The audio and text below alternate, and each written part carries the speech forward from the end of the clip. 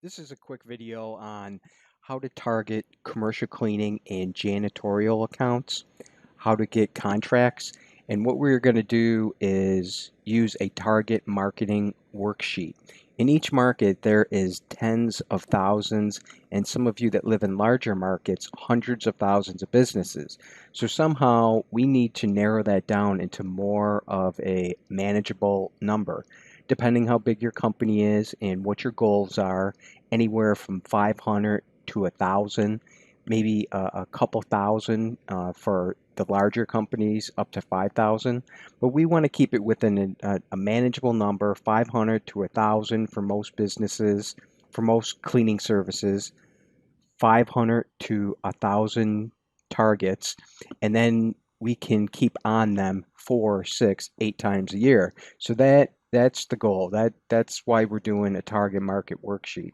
So we can keep on the same group of prospects month after month, year after year. So I came up with 3 different main categories. There's actually dozens of filters that you can use. I tried to keep it simple and just came up with 3 main categories. And the first one is geography. And all of this is specific. There is no one rule that will apply to every market. Obviously, dense markets like San Francisco are going to be completely different than Toledo or rural area. So that's why this is something that you have to decide for yourself based on your market.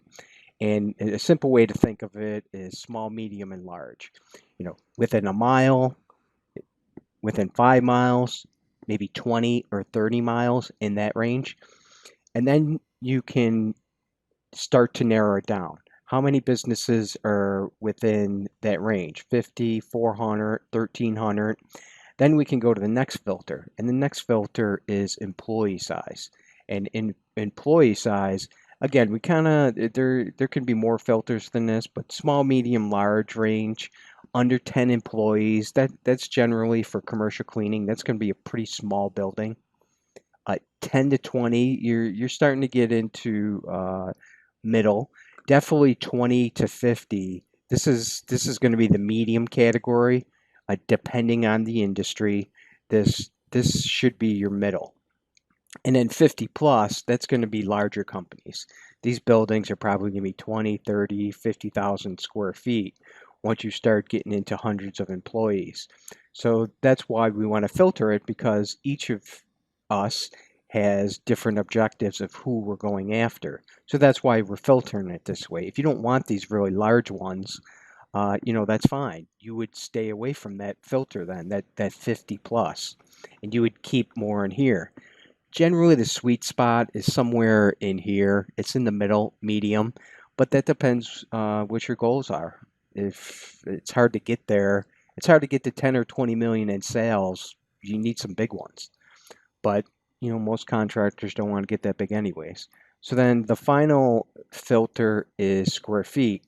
And this is kind of related to employee size. This is how people usually figure out the size of the building is by the number of employees. But it depends on the industry. So that's why we're using these different filters, because it can completely change.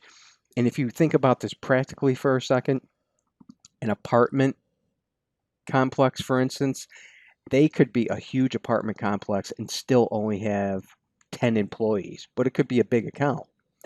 Same with churches. Churches use a lot of volunteers, so generally speaking, this employee size, and that's why we want to use both filters, and that's why I'm using both of these filters, so we can find this out, so we can figure this out. Because churches use a lot of volunteers, and they just physically don't need a huge number of employees, even though their squid footage could be really high. And other ones are like distribution, because someone can have a 3,000 square foot office and then a humongous warehouse. They could have a 100,000 square foot warehouse, but only a tiny office. So that's why we want to use these different filters.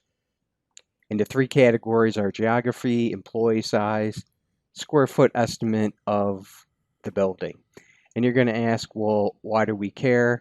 because the size of the building can completely change the production rate, can change the number of services. Maybe some of you might not even want to target some of these larger accounts, and vice versa. Some of you might not be interested in anything under 10,000 square feet. So we don't want to waste our time going after them.